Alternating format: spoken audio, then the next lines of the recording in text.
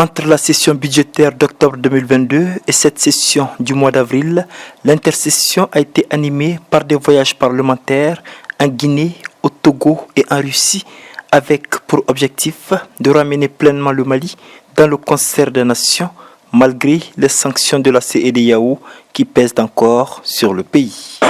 La CEDEAO a mis en œuvre toutes les pratiques pour pouvoir nous contrer dans notre élan, mais malheureusement pour la CEDEAO, la résilience des Maliens a fait que nous avons toujours obtenu ce que nous voudrons. Dans un contexte de crise sécuritaire où les nombreux rapports des organisations internationales accusent les autorités de la transition et surtout les forces armées de violations répétées des droits de l'homme, cette session sera mise à profit pour étudier des lois allant dans le sens de la coordination des actions des forces armées et du respect des droits de l'homme.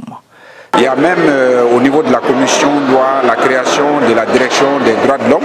C'est une nouveauté. Et ça veut dire que le Mali est en avance ou sera en avance par rapport à beaucoup de pays, par rapport au respect et à la promotion des droits de l'homme.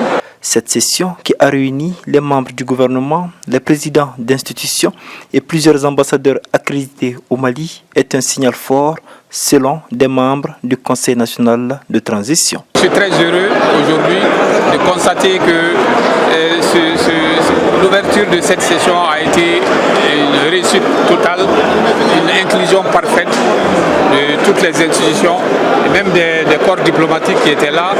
Cela veut dire que la transition a réussi et tant mieux pour le Mali.